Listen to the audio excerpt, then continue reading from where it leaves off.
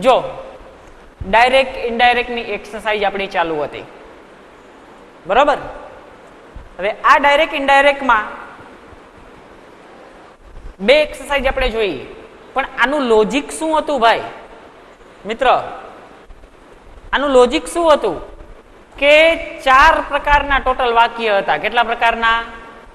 4. કે 4 પ્રકારના વાક્યની બારે કોઈ દી કાંઈ નથી હોવાનું, આ યાદ રાખજો. 4 પ્રકારના જે વાક્યો છે, આ 4 પ્રકારના વાક્યની બારે કોઈ દી કાંઈ નથી હોવાનું. તમારા 3 માર્ક બહુ આસાનીથી ફાઇનલ થઈ જશે. જો અહીંયા મેં એક એક્સરસાઇઝ લખી છે. એક્સરસાઇઝ તમારે આવી જ રીતના પૂછાશે કે કન્વર્જેશન વાળી હશે કે એક રોહન બોલે છે, રોમાં જવાબ દે, રોહન બોલે છે, રોમાં જવાબ દે, બરોબર.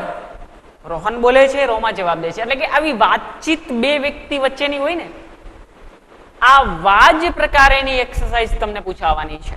આવા જ કન્ફર્મ. એટલે તમારે આવી જ પ્રેક્ટિસ કરવાની. ઓકે, તો આ પ્રકારેની એક્સરસાઇઝ આપણે જ્યારે પૂછાય છે, હવે કે રોહન રોમા આ બે વ્યક્તિ વચ્ચેનું કન્વર્જેશન છે, બરાબર. રોહન અને રોમા બે વ્યક્તિ વચ્ચેનું કન્વર્જેશન છે. એમાં પેલા આપણે વાંચી લઈએ કે વોટ આર યુ ડુઈંગ નાઉ, કે અત્યારે તું શું કરે છે.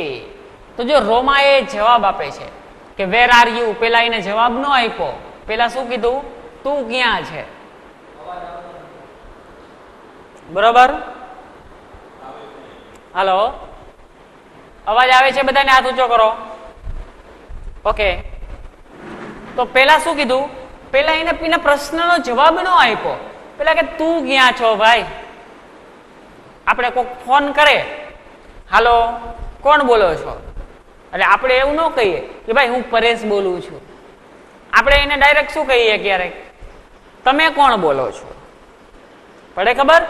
તો આ એવા અંદાજમાં આને જવાબ આપે છે કે તું ક્યાં છો. પહેલા તો ઈ કે તું ક્યાં છો, અને પછી કહે છે કે આઈ એમ ગોઈંગ રાજકોટ નાઉ, કે હું રાજકોટ જઈ રહ્યું છું. હું અત્યારે રાજકોટ જઈ રહ્યું છું એમ કે છે. તો રોહન કહે છે કે આઈ એમ એટ અમદાવાદ, હું અત્યારે ક્યાં છો? અમદાવાદમાં છું. આઈ એમ એટ અમદાવાદ.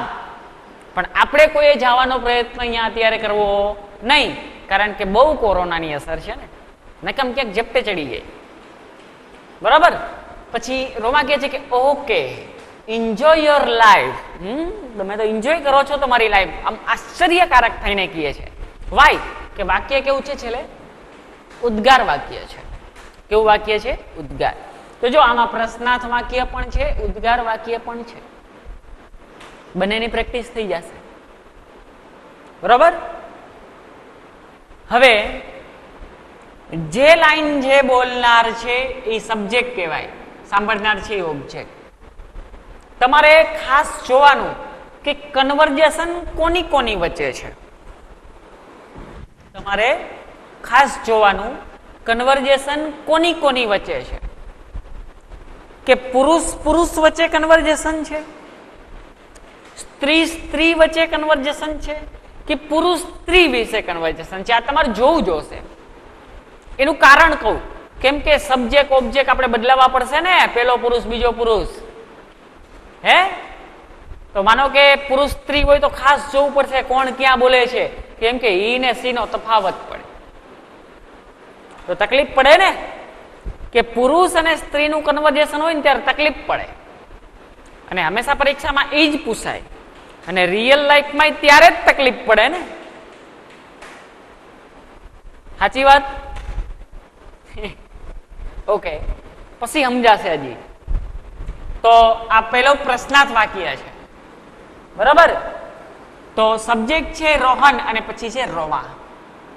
તો પ્રશ્નાર્થ વાક્ય છે એટલે રિપોર્ટિંગ વર્બના સબ્જેક્ટ અને ઓબ્જેક્ટ આ બંનેને જોડવા માટે કયો શબ્દ વપરાય? આસ્કડ શબ્દ વપરાય છે. તમારી બુકની અંદર પ્રશ્નાર્થનો પ્રકાર લખ્યો છે, એમાં જોઈ લ્યો ને. તો રોહન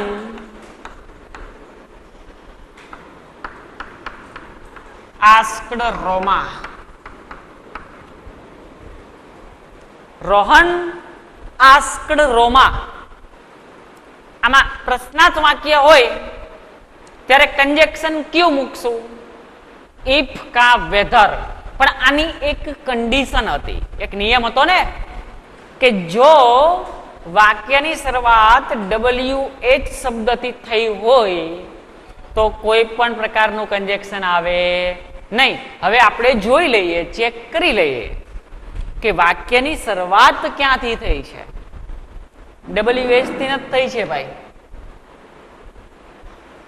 વાક્યની શરૂઆત જ WH શબ્દથી થઈ છે તો કંજેક્શન તો નહીં આવે. તો જે વોટ હોય એ જ કંજેક્શન રહેશે ને.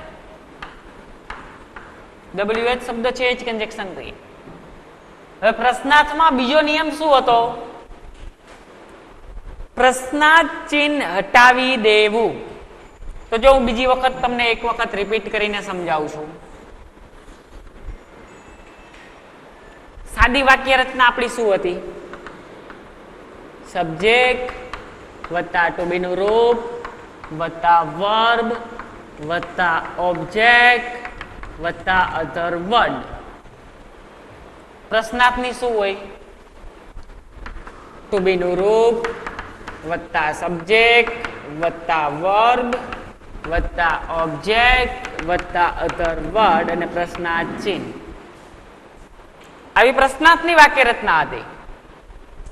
હવે આ WH શબ્દ છે, WH થી કોઈ પણ શબ્દ ચાલુ થયો હોય હંમેશા માટે કેવો હોય? પ્રશ્નાર્થ જ હોય ને. વાક્ય કેવું હોય? પ્રશ્નાર્થ હોય. તો WH શબ્દ અને પ્રશ્નાર્થ ચિહ્નની વચ્ચે કઈ વાક્ય રચના હોય? પ્રશ્નાર્થની જ હંમેશાને માટે હોય. તો આ WH શબ્દ અને આ પ્રશ્નાર્થની વચ્ચે આ વાક્ય રચના છે એ પ્રશ્નાર્થની હોય. હવે આ પ્રશ્નાર્થ ચિહ્ન આપણે કાઢવું એવો નિયમ હતો. આ કાઢવું હોય તો એને આ વાક્ય રચનામાં લઈ લેવાય. તો આમાં ને આમાં ફરક શું છે? ખાલી આ બે નો જ ફરક છે. જો ટુ બી આગળ છે, આમાં આયા છે, આ બે નો જ ફરક છે. તો આટલું ચેન્જ કરી નાખીએ આપણે કે ટુ બી રૂપને પાછળ લઈ લ્યો, સબ્જેક્ટ આગળ લઈ લ્યો. છે મેટર ફિનિશ. Matter finish. પ્રશ્ન ચિહ્ન નીકળી ગયું. તો યુ પેલા લેવાય. તો યુ કેટલામાં પુરુષ? તમારે આંગળાથી ઈશારા કરવાના. બીજો પુરુષ. યુ કેટલામાં પુરુષ? કોના મુજબ ચેન્જ થાય? ઓબ્જેક્ટ મુજબ. તો આ લાઈનમાં બોલનારો સબ્જેક્ટ છે રોહન, તો ઓબ્જેક્ટ કોણ છે? રોમા. બરોબર. ઓબ્જેક્ટ કોણ છે? રોમા. તો રોમા એટલે શું થાય? સી. રોમા એટલે શું થાય? સી. તો આપણે આયા મૂકશું સી. હવે આર. તો આર એટલે એમ ઇઝ આર નું ખાનું. બરોબર. આર એટલે એમ ઇઝ આર નું ખાનું. તો એનાથી નીચે તરફ આવવાનું હતું. આપણે ઓલું લખાયું એમાં એરા નીચે હતા તો વોઝ વેર થાય ને. તો હવે આ સી આયરે શું આવશે? વોઝ આવશે. સી આયરે શું આવે? વોઝ. ડુઈંગ.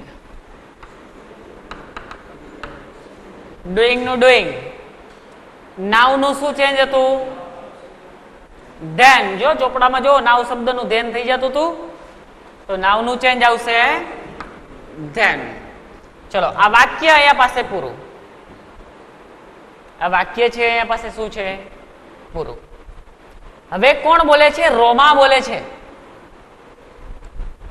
રોમા બોલે છે પણ બે વાક્ય બોલી. એક તો કે વેર આર યુ અને બીજું વાક્ય છે આઈ એમ ગોઈંગ રાજકોટ નાવ. તો બે વાક્ય હોય ત્યારે શું કરવું? જોજો, ખાસ સાંભળજો. ક્યારેક ક્યારેક બે વાક્ય બોલતા હશે કોક, ત્યારે તમારે શું કરવાનું? ખાસ સાંભળજો. હંમેશાને પેલી પસંદ પેલા વાક્યની કરવાની. પેલા વાક્યનું કામ પૂરું કરવાનું, પછી બીજા વાક્યનું કરવાનું. બરોબર? તો કાંઈ વાંધો નહીં. પેલું વાક્ય કેવું છે? પ્રશ્નાર્થ છે. આપણે આપણા નિયમ મુજબ ચાલીએ. તો રોમા asked Roma asked રોહન. હવે રોહન લખો તોય ભલે ને હિમ લખો તોય ભલે, બે હરખું જ થયું ને. આપણે કેમ ઓલું પેરેગ્રાફ લખતા હોય તો પછી કોઈક નામના માટે સર્વનામ વપરાય, રોહન માટે સર્વનામ વાપરો, હિમ વાપરો, ચાલે. તો રોહન આસ્કડ હિમ, કંજેક્શન અહીંયા આવશે નહીં કેમ કે WH શબ્દથી ચાલુ થયું છે, ઇફ કે વેધર નહીં આવે.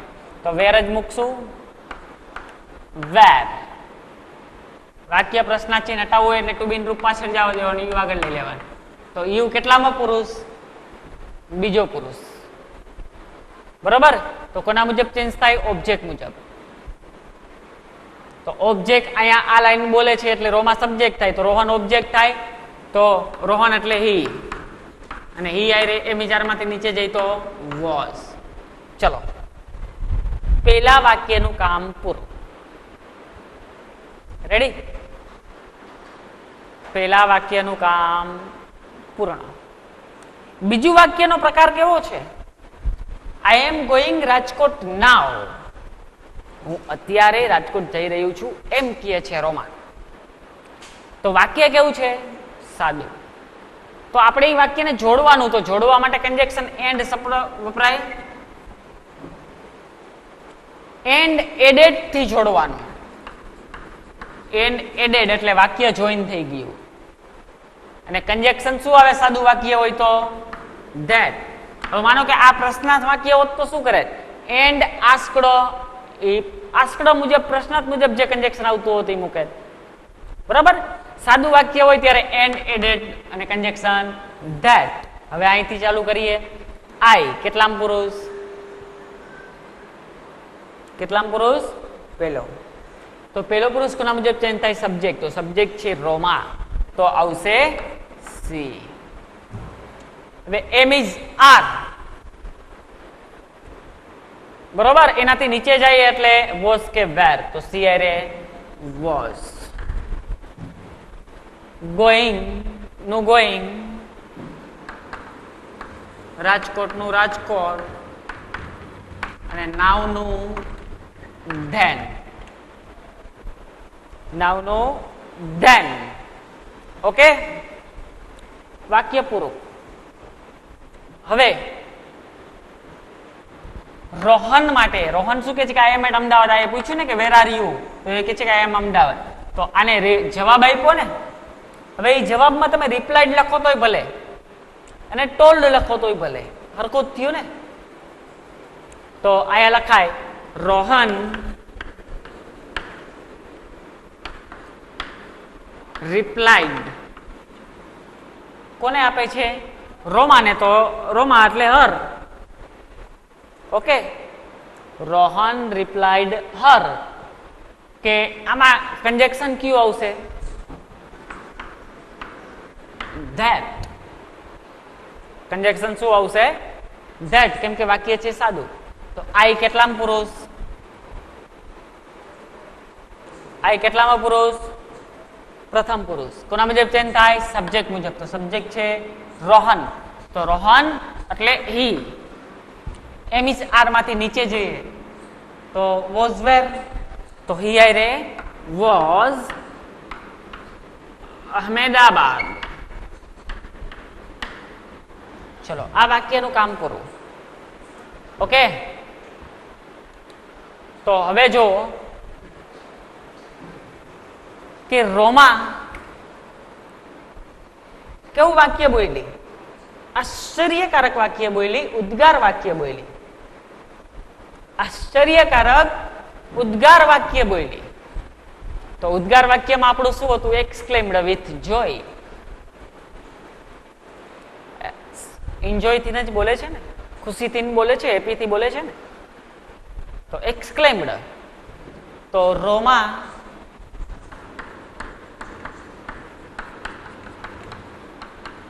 એક્સક્લેમ્ડ. અને તમને ફિલિંગ કદાચ ન ઓળખાય કે જોય ફિલિંગ છે વગેરે કઈ ફિલિંગ છે, આવું ન ઓળખાય તો શું કરશું? તો ખાલી એક્સક્લેમ્ડ જ રાખો. શું કરશું? ખાલી એક્સક્લેમ્ડ જ રાખો તોય ચાલશે, બરોબર. તો રોમા એક્સક્લેમ્ડ હિમ એટલે રોહન, બરોબર ને, કે હિમ. કંજેક્શન શું આવે આમાં એક્સક્લેમ્ડ વાળામાં?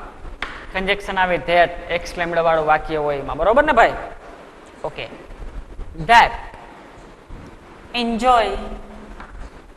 આ ઓકે એવું લખવાની જરૂર નથી, એવું બધું હોય એવું આવું એથી હોય નહીં, ન લખો ચાલે, લખો તો કઈ ફરક ન પડે. એન્જોય, યુ યોર, કેટલામો પુરુષ? બીજો પુરુષ. કોના મુજબ ચેન્જ થાય? ઓબ્જેક્ટ મુજબ. છેલ્લે રોમા બોલે છે તો ઓબ્જેક્ટ કોણ છે? રોહન. તો રોહન એટલે હી, તો યોર ની નીચે ઈ નું શું આવશે? હી, હિમ ને હિઝ. Enjoy his life. પૂરું. વળી પછી એક એક્સરસાઇઝ, છેલ્લી એક્સરસાઇઝ, બરાબર. કોક હોટલ છે, એમાં કોઈ કસ્ટમર જાય છે અને ચા મગાવી હોય, ચા મગાવી હોય એટલે શું કહે છે? કસ્ટમર કહે છે કે વોટ ઇઝ ધીસ? આ શું છે? ટી પ્રશ્નાર્થ ચિહ્ન. એકને એક વખત બે પ્રશ્નાર્થ વાક્ય બોલ્યો ને, જોઈજો, ખાસ ધ્યાન રાખજો ક્યારે શું કરવાનું છે. આટલે સુધી મેં ભણાયું એની બહારનું ક્યારેય કાંઈ નહીં હોય. વેઇટર કે વાય સર. શા માટે સર? કસ્ટમર કહે છે કે ઇટ સ્મેલ લાઈક કેરોસીન. આમાં કેરોસીન જેવી વાસ આવે છે. ઇટ સ્મેલ લાઈક કેરોસીન, કે આમાં કેરોસીન જેવી વાસ આવે છે. તો વેઇટર કહે છે then it is a definitely tea. તો એ ટી જ હોય. our coffee smell like spirit. અમારી કોફીની સ્મેલ સ્પિરિટ જેવી છે, બરાબર? પડી ખબર? શું થાય સ્પિરિટ એટલે? હે? ઓકે, કાંઈ વાંધો નહીં, તમે નામથી મતલબ રાખો. આપને ગુજરાતી મતલબ ખબર હોય આવું જરૂરી નથી. જો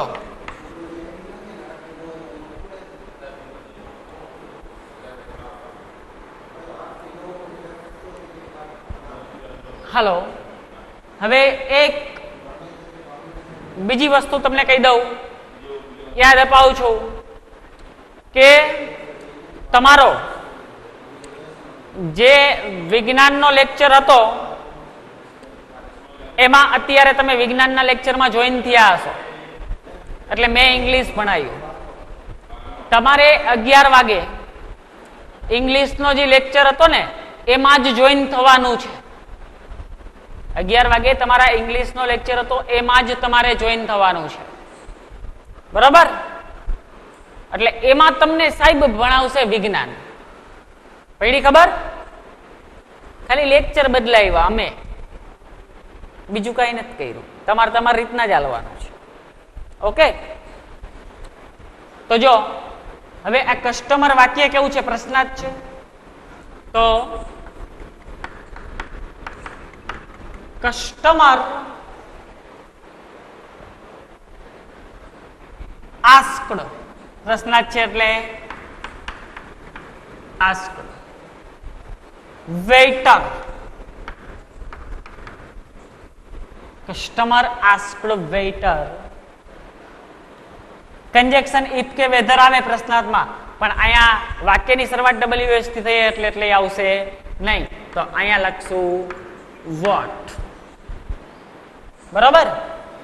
હવે વાક્ય પ્રશ્નાર્થ છે એટલે તો બિનરૂપ પાછળ લઈ લેવું પડે. ધીસ છે સબ્જેક્ટની જગ્યાએ, તો આગળ લઈને લઈ લેવું પડશે. તો આગળ લઈએ પ્રશ્નાચિત કાઢવા માટે, તો ધીસ નું શું થઈ જાય? ધેટ. અને ઇસ છે એનું વોઝ.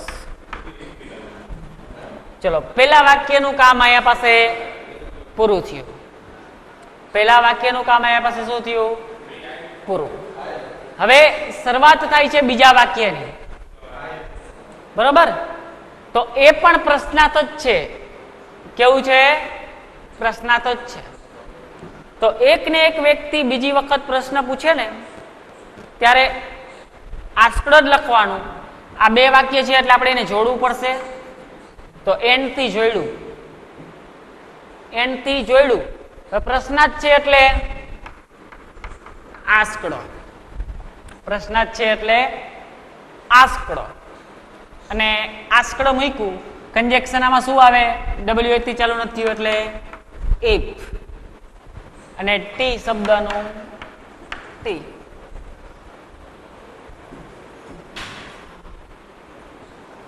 રેડી? હવે વાક્ય નંબર 2. તો વેઇટર પણ પ્રશ્નાર્થ જ પૂછે છે ને. એક ને એક વ્યક્તિ બીજી વખત પ્રશ્નાર્થ પૂછ્યો એટલે અગેન આસ્કડ લખવાનું. એન્ડ અહીંયા શબ્દ લખજો અગેન. બરોબર? બીજી વાર આવ્યું એટલે અગેન આસ્કડ, એમ બીજી વખત પૂછ્યું. હવે અહીંયા આ ત્રીજી વખત ન કહેવાય, કેમ કે અહીંયા વ્યક્તિ બોલનાર ફરી ગયું. તો હવે શું આવે? વેઇટર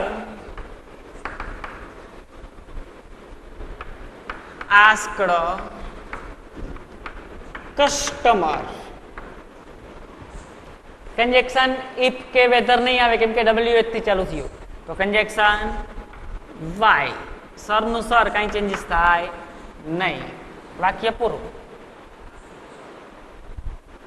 ઓકે, વાક્ય પૂરું. કસ્ટમર જવાબ આપે છે, તો એ જવાબ આપ્યો ને, વાય સર કીધું શા માટે સાહેબ? તો એનો જવાબ આપ્યો કે રિપ્લાઈડ એમ. તો કસ્ટમર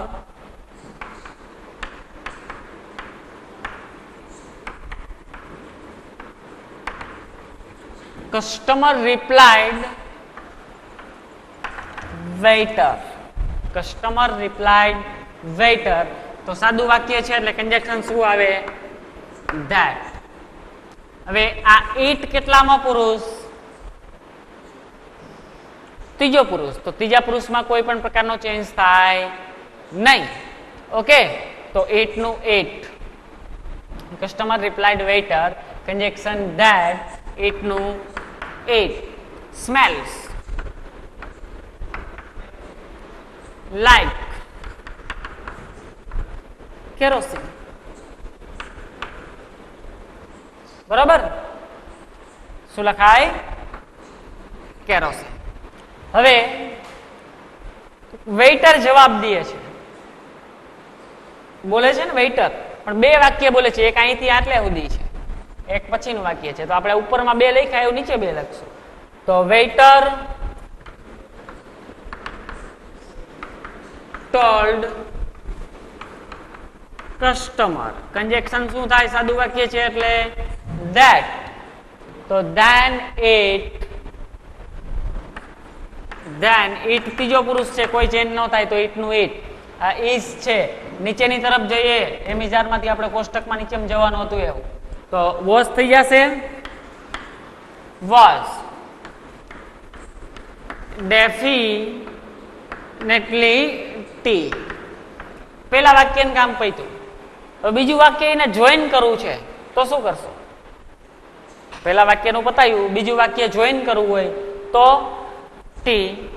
એન્ડ વાક્ય સાદું છે ને એટલે એન્ડ એડેડ લખવાનું. પ્રશ્નાર્થ હતું એટલે એન્ડ આસ્કડ થી જોડ્યું. સાદું વાક્ય છે તો એન્ડ એડેડ. કંજેક્શન શું આવે? સાદું વાક્ય હોય તો ધેટ. હવે અહીંથી ચાલુ કરો. વી અસ અવર. કેટલામાં પુરુષ? પેલો પુરુષ થાય ને. પેલો પુરુષ કેના મુજબ ચેન્જ થાય? સબ્જેક્ટ. બરાબર? તો આપણે વેઇટર ને હી લઈએ. તો વી અસ અવર છે તો હી નું શું થાય? હી હિમ હિઝ થાય. તો his coffee smells like spirit. ચલો એક્સરસાઇઝ પૂરી.